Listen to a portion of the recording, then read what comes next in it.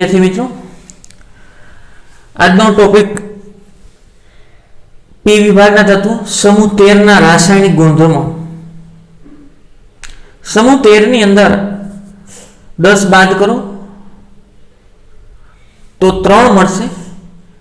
તો બાહ્યતમ કક્ષાની અંદર 3 ઇલેક્ટ્રોન હોય, બાહ્યતમ કક્ષાની અંદર 3 ઇલેક્ટ્રોન હોય તો એની ઓક્સિડેશન અવસ્થાની વાત કરવાની છે। બોરોન સમૂહના તત્વની +3 અને +1 ઓક્સિડેશન અવસ્થા। બોરોન આ બોરોનની ઇલેક્ટ્રોન રચના હિલિયમ પછી આ 2s અને આ 2p આ 2 આ 3 4 અને 5 આ બોરોનની ઇલેક્ટ્રોન રચના। બાહ્યતમ કક્ષાની અંદર 3 ઇલેક્ટ્રોન છે, p માં 1 અને s માં 2। જો બોરોન પ્રથમ ઇલેક્ટ્રોન ગુમાવે છે, બોરોન પહેલો ઇલેક્ટ્રોન ગુમાવે છે તો એને પ્રથમ આયનિક એન્થાલ્પી કહેવાય, અહીંથી ગુમાવશે ડેલ્ટા IH1। જો બોરોન પ્લસ હોય અને બીજો ઇલેક્ટ્રોન ગુમાવે તો બોરોન 2+ બને। દ્વિતીય ઇલેક્ટ્રોન દૂર કરવા માટે આપવી પડતી ઊર્જાને દ્વિતીય આયનિક એન્થાલ્પી કહેવાય। B2+ છે, એમાંથી આપણે ત્રીજો ઇલેક્ટ્રોન દૂર કરવો, 3 નહીં ત્રીજો ઇલેક્ટ્રોન દૂર થાય તો 3+ બને અને ત્રીજો ઇલેક્ટ્રોન દૂર કરવા માટે જે ઊર્જાની જરૂર પડે એને તૃતીય આયનિક એન્થાલ્પી કહેવાય। તો ડેલ્ટા IH1, ડેલ્ટા IH2 અને ડેલ્ટા IH3 પ્રથમ આયનિક એન્થાલ્પી એટલે પહેલો ઇલેક્ટ્રોન દૂર કરવા માટે આપવી પડતી ઊર્જા, ડેલ્ટા IH2 એટલે બીજો ઇલેક્ટ્રોન દૂર કરવા માટે આપવી પડતી ઊર્જા અને ડેલ્ટા IH3 એટલે ત્રીજો ઇલેક્ટ્રોન દૂર કરવા માટે આપવી પડતી ઊર્જા। પ્રથમ કરતા દ્વિતીય અને દ્વિતીય કરતા તૃતીય આયનિક એન્થાલ્પીના મૂલ્યો ઊંચા હોય। શું કામ? અહીંયા પ્રોટોન છે ને 5 છે અને ઇલેક્ટ્રોન 5 છે, 5 પ્રોટોન ને 5 ઇલેક્ટ્રોન સાથે આકર્ષણ છે।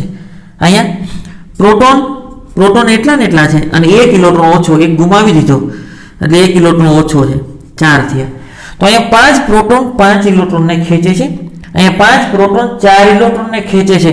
તો આના કરતાં અહીંયા આકર્ષણ વધારે છે, આકર્ષણ વધારે થાય તો કદ ઘટે, તો આના કરતાં આનું કદ ઓછું છે તો હવે એમાંથી ઇલેક્ટ્રોનને દૂર કરવા માટે આના કરતાં અહીંયા વધારે ઊર્જાની જરૂર પડે। અહીંયા પ્રોટોન 5 જ છે અને ઇલેક્ટ્રોન કેટલા છે? ઇલેક્ટ્રોન છે 3, 2+ અર્થ 2 ગુમાવ્યા તો 5 પ્રોટોન 3 ઇલેક્ટ્રોનને ખેંચે છે। તો આના કરતાં આનું કદ નાનું, આના કરતાં આનું કદ નાનું, તો તૃતીય આયનિક એન્થાલ્પી સૌથી વધારે થાય। ધારો કે મારે B માંથી B3+ જોતો હોય તો 3 આયનિક એન્થાલ્પીનો સરવાળો કરવો પડે, ડેલ્ટા IH1, ડેલ્ટા IH2 અને ડેલ્ટા IH3। કુલ આયનિક એન્થાલ્પીનું મૂલ્ય ધારો કે બોરોનમાંથી B3+ બનાવો છે એટલે કે ઇલેક્ટ્રોન ગુમાવ્યા પછી માથે જે વીજભાર થાય, વીજભારને એની ઓક્સિડેશન અવસ્થા કહેવાય। ઇલેક્ટ્રોન ગુમાવ્યા પછી માથે જે વીજભાર થાય એ વીજભારને શું કહેવાય? ઓક્સિડેશન અવસ્થા। બોરોનની મારે બોરોન 3+ મુક્ત આયન જોતો છે તો બોરોન B3+ મુક્ત આયન બનાવતો નથી, બોરોન B+ બનાવે છે, અહીંથી ઇલેક્ટ્રોન ગુમાવે છે, 3 ગુમાવી દીધા ખાલી થઈ જાય તો બોરોન મુક્ત સ્વરૂપે B3 જોવા મળતો નથી। શું કામ? B3+ નો અર્થ શું થાય? 3 ઇલેક્ટ્રોન ગુમાવ્યા તો ત્રણેયનો સરવાળો કરવો પડે, આના કરતાં આ વધારે હોય, આના કરતાં આ વધારે હોય અને ત્રણેયનો સરવાળો કરું એટલે B માંથી B3+ બનવા માટે જરૂરી ઊર્જા મળે। અને એ તો કદ નાનું છે, નાના કદને કારણે આ પ્રથમ દ્વિતીય અને તૃતીય આયનિક એન્થાલ્પીના મૂલ્યોનો સરવાળો ખૂબ વધારે હોવાને કારણે B3+ બોરોન B3+ આયન એટલે કે +3 ઓક્સિડેશન અવસ્થા જોવા મળતી નથી, મુક્ત સ્વરૂપે આવું ન જોવા મળે B3+, પણ Al3+ મળે, Al3+ મુક્ત સ્વરૂપે જોવા મળે। શું કામ? બોરોન કરતા એલ્યુમિનિયમનું કદ નાનું છે કારણ કે બોરોન છે n બરાબર 2 નું તત્વ છે અને એલ્યુમિનિયમ છે n બરાબર 3 નું તત્વ છે। તો બોરોન કરતા એલ્યુમિનિયમનું કદ નાનું છે તો એલ્યુમિનિયમની પ્રથમ આયનિક એન્થાલ્પી, દ્વિતીય આયનિક એન્થાલ્પી અને તૃતીય આયનિક એન્થાલ્પી એટલે મારે 3+ બનાવવું, એ 3+ તો 3 ઇલેક્ટ્રોન દૂર કરવા પડે અને ત્રણેયનો સરવાળો કરો એટલી ઊર્જાની જરૂર પડે। Al માંથી L3+ બનવા માટે પ્રથમ આયનિક એન્થાલ્પી, દ્વિતીય આયનિક એન્થાલ્પી અને તૃતીય આયનિક એન્થાલ્પી ત્રણેયનો સરવાળો બોરોન કરતા અહીંયા ઓછો છે એટલે એને ઓછી ઊર્જા આપવી પડે એટલે એલ્યુમિનિયમમાંથી L3+ સરળતાથી બની શકે, એટલે L3+ મુક્ત સ્વરૂપે જોવા મળે, પણ B માંથી B3+ મુક્ત સ્વરૂપે જોવા મળતા નથી. જો બોરોન સમૂહના તત્વોની +3 અને +1 ઓક્સિડેશન અવસ્થાઓ. +1 ઓક્સિડેશન અવસ્થા ક્યારે પ્રાપ્ત કરે? 1 ઇલેક્ટ્રોન ગુમાવે તો. +3 ઓક્સિડેશન અવસ્થા ક્યારે પ્રાપ્ત કરે? 3 ઇલેક્ટ્રોન ગુમાવે તો. જો બોરોનના નાના પરમાણુ કદના કારણે તેની પ્રથમ આયનિક એન્થાલ્પી IE એટલે આયોનાઇઝેશન એન્થાલ્પીનો સરવાળો ΔIH1 પ્રથમ 3 આયન, પેલો દૂર કરે તો 1, બીજો દૂર કરો તો 2 અને ત્રીજો દૂર કરો તો 3. ΔIH1 + ΔIH2 + ΔIH3 ઘણો વધુ છે. 3 આયનિક એન્થાલ્પીનો સરવાળો ઘણો વધુ છે, કારણ કે બોરોનનું કદ નાનું છે. તેથી તેના 3 ઇલેક્ટ્રોન દૂર કરીને મેળવાતા મુક્ત B3+ આયન બનાવતા રોકે છે. એટલે ત્રણેય આયનિક એન્થાલ્પીનો સરવાળો ખૂબ વધારે છે, એટલે B માંથી B3+ આયન સરળતાથી બનાવતો નથી. આથી સ્વતંત્ર B3+ આયન મળતો નથી. તમને આ સ્વતંત્ર એકલો ન જોવા મળે, પણ એના સંયોજનની અંદર માત્ર સહસંયોજક સંયોજનમાં એનો +3 ઓક્સિડેશન અવસ્થા જોવા મળે. તમને બોરોન જોવા મળશે, પણ B3+ મુક્ત સ્વરૂપે જોવા મળશે નહીં. B3+ મુક્ત સ્વરૂપે શું કામ ન જોવા મળે? પ્રથમ આયનિક એન્થાલ્પી, દ્વિતીય અને તૃતીય આયનિક એન્થાલ્પીનો સરવાળો ખૂબ જ વધારે હોવાને કારણે એ 3 ઇલેક્ટ્રોન ગુમાવી શકતો નથી. પણ એના સહસંયોજક સંયોજનની અંદર, દાખલા તરીકે BCl3 હોય તો આ સહસંયોજક સંયોજન થયું, એની અંદર બોરોનનો ઓક્સિડેશન +3 હોય, પણ ખાલી B3+ ઉદ્ભવતો નથી. આગળ, જ્યારે એલ્યુમિનિયમ માટે પ્રથમ 3 આયનિક એન્થાલ્પીના સરવાળાનું મૂલ્ય, તો એલ્યુમિનિયમનું કદ તો મોટું છે, તે L3+ આયન મેળવી શકાય છે, ઘટીને ઘણું નાનું થઈ જાય છે. એટલે આના સરવાળા કરતાં આના સરવાળાનું આયનિક એન્થાલ્પીના સરવાળાનું મૂલ્ય ઓછું હોય, તેથી મુક્ત 3+ આયન મેળવી શકાય છે. નોંધ, આથી મુક્ત B3+ આયન શક્ય નથી, જ્યારે મુક્ત L3+ શક્ય છે. મુક્ત L3+ શક્ય છે.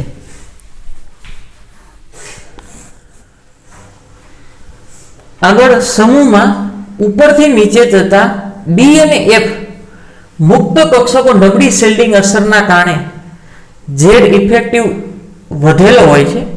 આથી Z ઇફેક્ટિવ એટલે કે અસરકારક કેન્દ્રીય વીજભાર બાહ્ય કક્ષાના NH2 ઇલેક્ટ્રોનને મજબૂતાઈથી કેન્દ્ર તરફ બાંધી રાખે છે, જેને નિષ્ક્રિય યુગ્મ અસર કે આ મુદ્દો સમજાવું.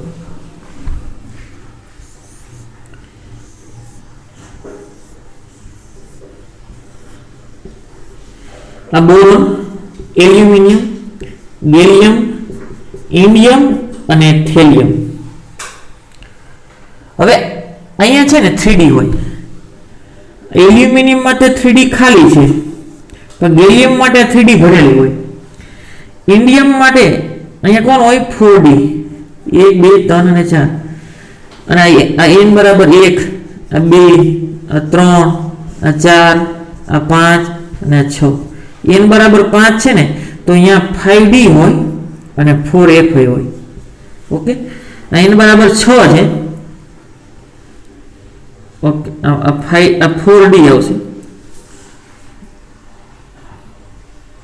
4D, n બરાબર 5 છે તો 5D અને 4F, n બરાબર 6, 6D અને 6F. આ ખાલી હોય. આ કઈ હોય? ખાલી. અહીંયા આ ખાલી હોય, આના માટે આ ભરેલી હોય. અહીંયા 4D ખાલી હોય, પણ ગેલિયમ માટે 3D એની ભરેલી હોય. એલ્યુમિનિયમ માટે 3D ખાલી હોય. એલ્યુમિનિયમ માટે 3D કઈ હોય? ખાલી. હવે જો એવું કહે છે કે તમે બોરોનથી થેલિયમ તરફ જાઓ તો D કક્ષક અને F કક્ષક બંને ઉમેરા થઈ જાય છે. કારણ કે n બરાબર 3 છે તો D છે, n બરાબર 4 છે તો D છે, 5 છે તો D અને F બંને ઉમેરે, 6 છે તો D અને F ઉમેરે. તો બોરોનથી તમે થેલિયમ તરફ જાઓ, એમાં D અને F કક્ષક ઉમેરાય છે. યાદ રાખો, D અને F કક્ષક ઉમેરાય એટલે સ્ક્રીનિંગ અસર ઘટે. સ્ક્રીનિંગ અસર એટલે કે ધારો કે ઇન્ડિયમના ઇલેક્ટ્રોન n બરાબર 5 માં છે, ત્યારે કવચ તરીકે n બરાબર 4 વર્તતું હોય. થેલિયમના ઇલેક્ટ્રોન n બરાબર 6 માં છે ત્યારે કવચ તરીકે n બરાબર 5 વર્તતું હોય. પણ n બરાબર 5 છે એ કવચ તરીકે વર્તે ત્યારે n બરાબર 6 ના ઇલેક્ટ્રોન કેન્દ્ર પ્રત્યે આકર્ષણ ઘટે. આ અસરને સ્ક્રીનિંગ અસર કહેવાય. થેલિયમના ઇલેક્ટ્રોન અહીંયા છે એના માટે કવચ તરીકે n બરાબર 5 કવચ તરીકે વર્તે છે. તેથી બાહ્યતમ કક્ષાના ઇલેક્ટ્રોનનું કેન્દ્ર પ્રત્યે આકર્ષણ ઘટે. આ અસરને સ્ક્રીનિંગ અસર કહેવાય અથવા શિલ્ડિંગ અસર કહેવાય. પણ જો ડી અને એફ ઉમેરાય તો શિલ્ડિંગ અસર ઘટે. એટલે કે થેલિયમના ઇલેક્ટ્રોન અહીંયા છે n બરાબર 6 માં, તો ડી અને એફ ઉમેરાણી છે તો આ સ્ક્રીનિંગ પડદા તરીકે વર્તવી જોઈએ, પણ પડદા તરીકે વર્તતી નથી. કારણ કે ઇલેક્ટ્રોન વધારે હોય પણ ઇલેક્ટ્રોન વાદળ ઓછું હોય. એટલે કે ઇલેક્ટ્રોન વધારે છે પણ ઇલેક્ટ્રોન વાદળ ઓછું, કારણ કે ઇલેક્ટ્રોન છે ને આમ દૂર હોય. કારણ કે કદ મોટું થઈ ગયું, ઇલેક્ટ્રોન દૂર હોય અને ઇલેક્ટ્રોન દૂર હોવાને કારણે ઇલેક્ટ્રોન વધારે છે પણ ઇલેક્ટ્રોન વાદળની ઘનતા ઘટે છે. એટલે અહીં વચ્ચે ગેપ વધાર્યો. એટલે કવચ તરીકે વર્તવું જોઈએ, કવચ તરીકે વર્તતું નથી. હવે કવચ તરીકે વર્તતું નથી એટલે સ્ક્રીનિંગ અસર ઘટી કહેવાય. કવચ તરીકે વર્તે તો સ્ક્રીનિંગ અસર વધારે. એટલે આના ઇલેક્ટ્રોનનું કેન્દ્ર પ્રત્યે આકર્ષણ ઘટે. પણ ડી અને એફ ઉમેરાય તો કવચ તરીકે વર્તતું નથી, ઢાલ તરીકે વર્તતું નથી. તેથી બાહ્યતમ કક્ષાના ઇલેક્ટ્રોનનું આકર્ષણ ઘટ્યું. હવે સ્ક્રીનિંગ અસર તરીકે વર્તવાનું ઓછું થયું, એટલે નબળી સ્ક્રીનિંગ અસર થઈ તો કેન્દ્રના વીજભારની અસર થાય. કેન્દ્રના વીજભાર એટલે ઝેડ ઇફેક્ટિવ, કેન્દ્રમાં રહેલા પ્રોટોનની સંખ્યા. તો સ્ક્રીનિંગ અસર નબળી પડી જાય તો કેન્દ્રમાં રહેલા વીજભારની અસર વધારે થાય. કેન્દ્રમાં કયો વીજભાર હોય? પ્રોટોન. એ પ્રોટોન બાહ્યતમ કક્ષાના ઇલેક્ટ્રોનને કેન્દ્ર પ્રત્યે આકર્ષે. બાહ્યતમ કક્ષાના ઇલેક્ટ્રોનને કેન્દ્ર પ્રત્યે આકર્ષે. આ બધાની ઇલેક્ટ્રોન રચના શું છે? NH2 NP1. બધાની ઇલેક્ટ્રોન રચના શું છે? NH2 NP1. તો હવે શું થશે? સ્ક્રીનિંગ ડી અને એફ ઉમેરાનો, સ્ક્રીનિંગ અસર નબળી પડી, આકર્ષણ વધી ગયું. કોને કારણે? ઝેડ ઇફેક્ટિવ, અસરકારક કેન્દ્રીય વીજભારને કારણે આકર્ષણ વધ્યું. અને આકર્ષણ વધ્યું ને તો હવે આ એક ઇલેક્ટ્રોન દૂર થાય. ધારો કે થેલિયમમાંથી એક ઇલેક્ટ્રોન દૂર થાય તો Tl+ બનાવે છે. બે વસ્તુ છે. એક તો એક ઇલેક્ટ્રોન ગુમાવ્યા પછી હવે કદ ઘટી ગયું હોય, કારણ કે પેલો અહીંથી દૂર કરવાનો છે P માંથી, અને એના પછી બીજો ક્યાંથી દૂર કરવાનો? S માંથી. તો P કરતા S કેન્દ્રથી કઈ હોય? નજીક. હવે બીજો દૂર કરવો છે, ક્યાંથી દૂર થશે? S માંથી. ધ્યાન રાખજો, P કરતા S કેન્દ્રથી નજીક હોય. અને બીજું શું થાય છે? સ્ક્રીનિંગ અસર નબળી પડે છે, અસરકારક કેન્દ્રીય વીજભાર વધી જાય છે. એટલે એને હિસાબે પણ આકર્ષણ થાય છે. એટલે આ બે ઇલેક્ટ્રોન દૂર થતા નથી. એમનો પડ્યા રહે છે. બે ઇલેક્ટ્રોન ભાગ નથી લેતા એટલે નિષ્ક્રિય કીધા. જોડીમાં છે એટલે યુગ્મ કીધા. આ અસરને નિષ્ક્રિય યુગ્મ અસર કહેવાય. અને નિષ્ક્રિય યુગ્મ અસરને કારણે છેલ્લું તત્વ માત્ર +1 ઓક્સિડેશન અનુભવે છે, +3 ઓક્સિડેશન અવસ્થા અનુભવી શકતું નથી. તો 13મો સમૂહ હોય, 10 બાદ કરો તો 3 મળે. તો એ પીના ઇલેક્ટ્રોન ગુમાવે તો +1 ઓક્સિડેશન અવસ્થા જોવા મળે, અને 3 ગુમાવે તો +3 ઓક્સિડેશન અવસ્થા જોવા મળે. તો સમૂહમાં ઉપરથી નીચે તરફ જાવ ને તો +1 ઓક્સિડેશન અવસ્થાની સ્થિરતા વધતી જાય. +1 ઓક્સિડેશન અવસ્થા એટલે કે એક ઇલેક્ટ્રોન દૂર કરવાની વૃત્તિ વધતી જાય. પણ +3 ઓક્સિડેશન અવસ્થાની સ્થિરતા ઘટે. +3 ઓક્સિડેશન અવસ્થાની સ્થિરતા ઘટે. કોને કારણે? નિષ્ક્રિય યુગ્મ અસર. કોને કહેવાય નિષ્ક્રિય યુગ્મ અસર? ડી અને એફ કક્ષક ઉમેરાય તો સ્ક્રીનિંગ અસર નબળી પડે. તેથી NH ના ઇલેક્ટ્રોન અસરકારક કેન્દ્રીય વીજભાર વધી જતા આ NH ના ઇલેક્ટ્રોન એટલે કે બે ઇલેક્ટ્રોન દૂર થતા નથી તો માત્ર +1 ઓક્સિડેશન અવસ્થા જોવા મળશે, +3 ન જોવા મળે. તો આ અસરને શું કહેવાય? નિષ્ક્રિય યુગ્મ અસર. ફરીથી, જ્યારે ડી અને એફ કક્ષક ઉમેરાય ત્યારે સ્ક્રીનિંગ અસર નબળી પડે, બાહ્યતમ અને અસરકારક કેન્દ્રીય વીજભાર વધે. તેથી બાહ્યતમ કક્ષાના ઇલેક્ટ્રોનનું કેન્દ્ર પ્રત્યે આકર્ષણ વધે. તેથી NH ના બે ઇલેક્ટ્રોન દૂર થતા નથી. આ અસરને શું કહેવાય? નિષ્ક્રિય યુગ્મ અસર. નિષ્ક્રિય યુગ્મ અસરને કારણે માત્ર ઉપરથી નીચે તરફ આવો તો +1 ઓક્સિડેશન અવસ્થા જ જોવા મળે થેલિયમની +3 ઓછી સ્થાયી હોય, કેવી હોય? ઓછી સ્થાયી, અને +1 વધારે સ્થાયી હોય. હવે જો આ સમૂહમાં ઉપરથી નીચે જતા ડી અને એફ મુક્ત કક્ષકોની નબળી શિલ્ડિંગ અસર, એટલે કે ડી અને એફ ઉમેરાણી, એટલે શિલ્ડિંગ અસર કેવી પડી? નબળી. હવે શિલ્ડિંગ અસર નબળી પડશે તો કોની અસર વર્તાશે?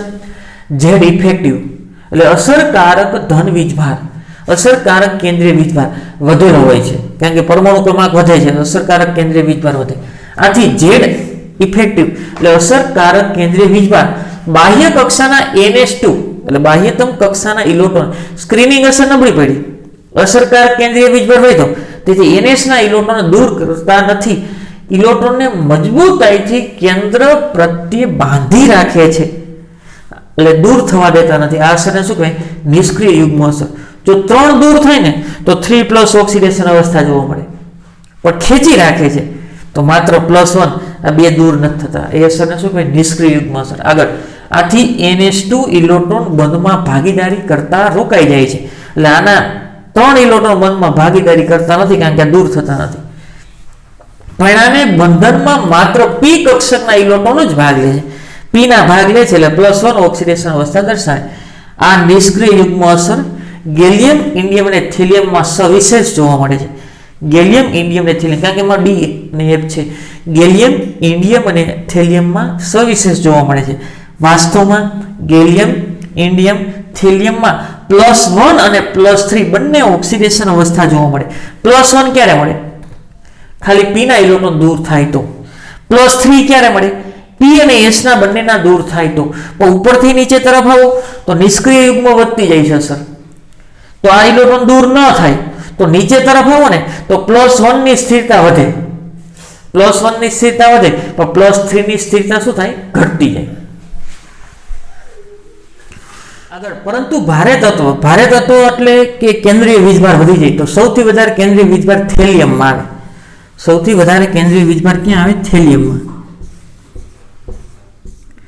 અને બોરોન, એલ્યુમિનિયમ, ગેલિયમ, ઇન્ડિયમ અને Tl થેલિયમ, n બરાબર 6 છે તો આની ઇલેક્ટ્રોન શું થાય? 6s2 6p1. આગળ 5d 10 અને 4f 14. તો આમાં જો d અને f બંને ઉમેરાઈ ગઈ.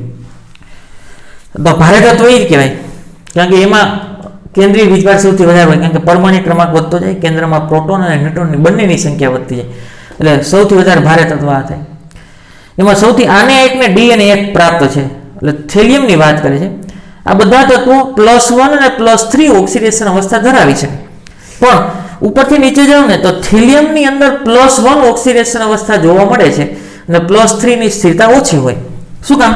અહીં +1 મળે, +3 તો મળતી નથી, કારણ કે ડી અને એફ બંને છે, એટલે સ્ક્રીનિંગ અસર નબળી પડે. ઝેડ ઇફેક્ટિવ એટલે અસરકારક કેન્દ્રીય વીજભાર વધારે છે, એટલે આકર્ષણ વધે.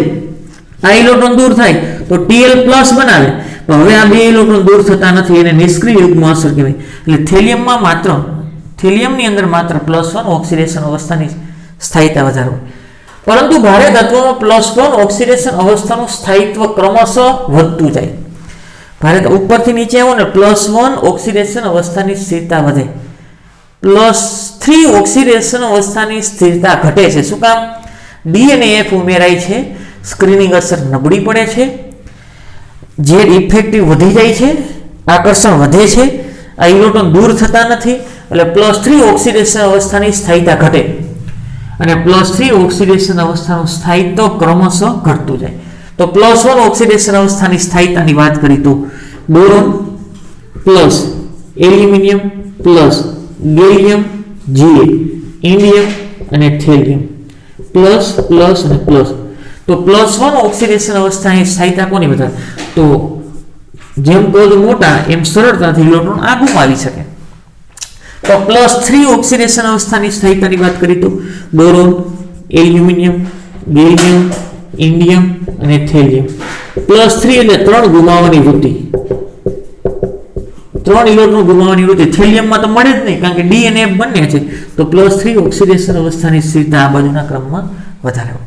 આગળ, આમ થેલિયમમાં +1 ઓક્સિડેશન અવસ્થાનું મૂલ્ય મુખ્ય હોય છે, જ્યારે +3 ઓક્સિડેશન અવસ્થા ટકાવવી મુશ્કેલ છે, એટલે કે થેલિયમમાં +3 ઓક્સિડેશન અવસ્થા જોવા મળતી નથી. શું કામ? કારણ કે +3 ઓક્સિડેશન અવસ્થા ઓક્સિડેશન કરતા લાક્ષણિકતા ધરાવે. થેલિયમ જો T3+ હોય ને તો એ ઓક્સિડેશન કરતા લાક્ષણિકતા ધરાવે. ઓક્સિડેશન કરતા એટલે રિડક્શન થાય. એ બે ઇલેક્ટ્રોન સરળતાથી મેળવીને પાછો શેમાં ફેરવાઈ જાય? પ્લસમાં. થેલિયમની અંદર +3 ઓક્સિડેશન અવસ્થા શું કામ નથી મળતી? નિષ્ક્રિય યુગ્મ અસરને કારણે.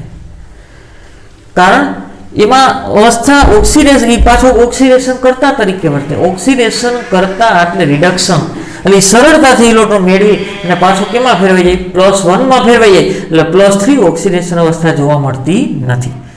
ઉર્જાના આધારે +1 ઓક્સિડેશન અવસ્થાવાળા સંયોજનો +3 ની તુલનામાં વધારે આયનીય હોય છે. આયનીય લક્ષણ +1માં વધારે હોય કે +3માં? તો એટલું યાદ રાખો, આયનીય લક્ષણ ક્યારે વધારે હોય? પ્રબળ વિદ્યુત ધન અને પ્રબળ વિદ્યુત ઋણ હોય તો +1 વાળું વધારે અને +3. +1 વાળું સંયોજન ને +3 હોય આયનીય લક્ષણ. આયનીય લક્ષણ એવું કે છે +1 વાળાનું વધારે હોય. એટલું યાદ રાખો, આયનીય લક્ષણ ક્યારે હોય વધારે? પ્રબળ વિદ્યુત ધન હોય તો. અને પ્રબળ વિદ્યુત ધન એટલે સરળતાથી ધનમાં ફેરવાતો હોય તો એ ક્યારે હોય? જેનું કદ મોટું હોય. આનું કદ મોટું છે ને એટલે આ સરળતાથી બનતો હોય. આનું કદ નાનું છે એટલે 3 ઇલેક્ટ્રોન ગુમાવવા પડે, અને 3 ઇલેક્ટ્રોન ગુમાવવા માટે તો વધારે ઉર્જાની જરૂર પડે. તો એ સરળતાથી આયનમાં ફેરવાતો નથી.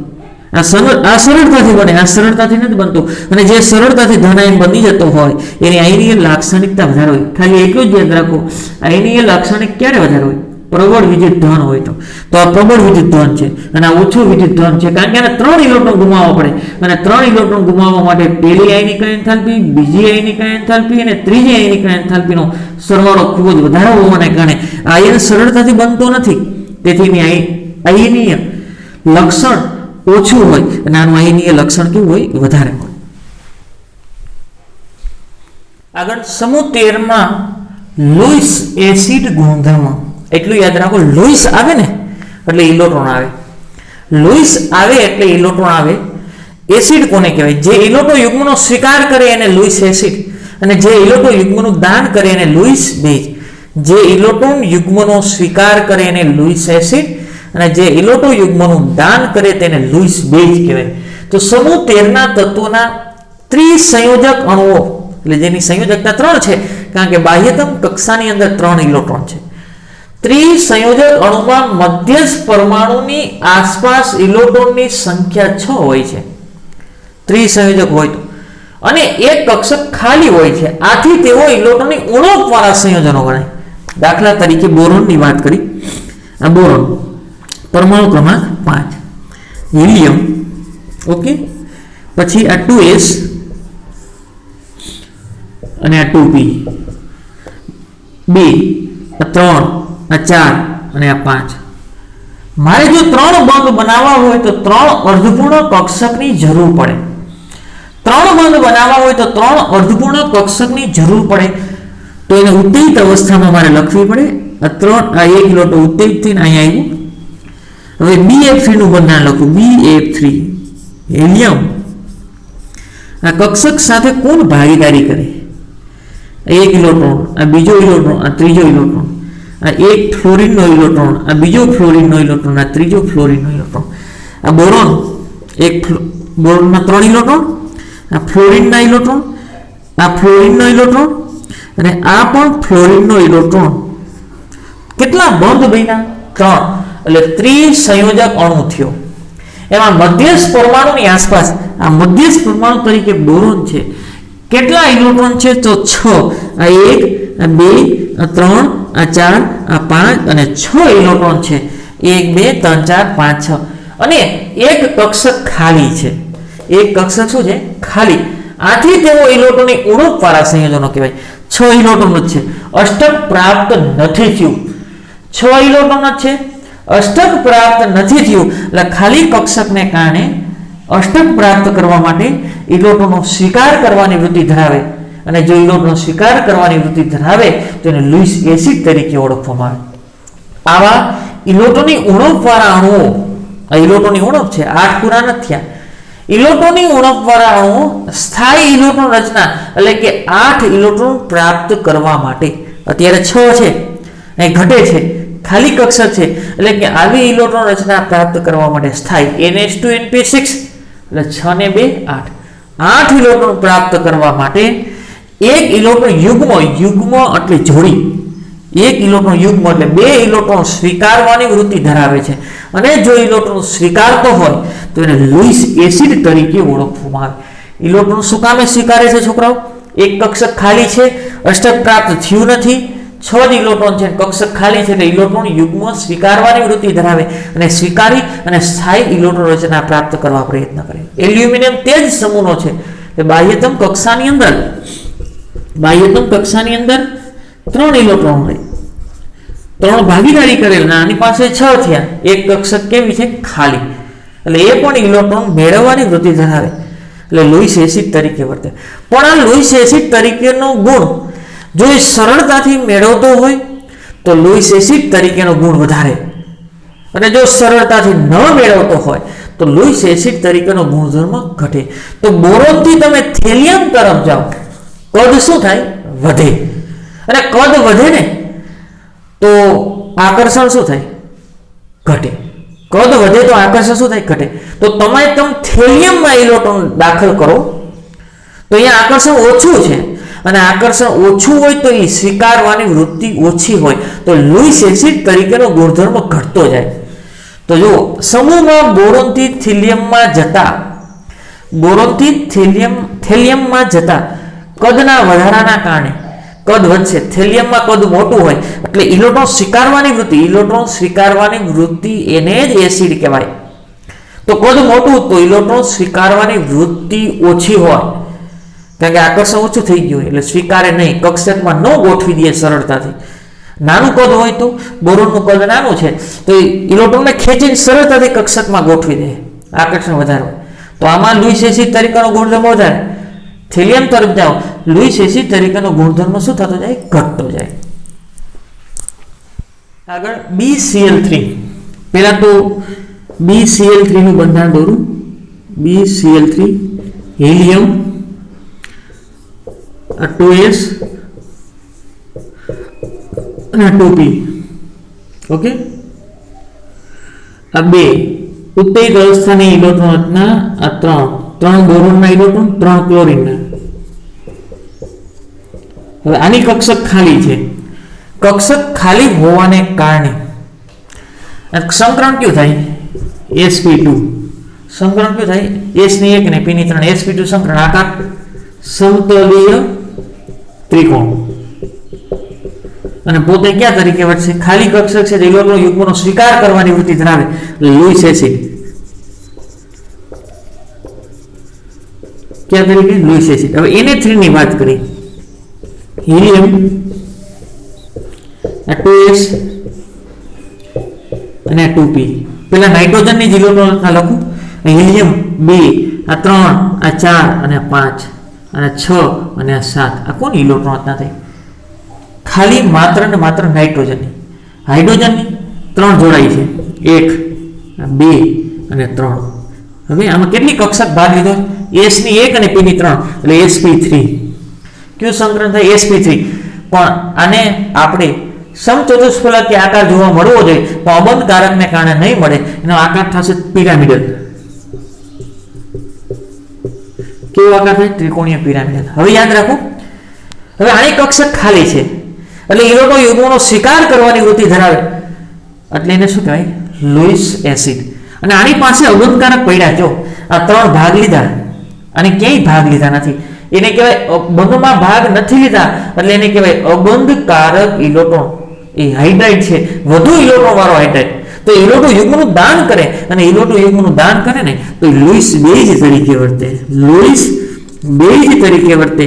જો ઇલેક્ટ્રોન યુગ્મનું દાન કરે છે તો લુઈસ બેઝ તરીકે વર્તે છે. તો આ બે પ્રક્રિયા કરી ક્ષાર બનાવે.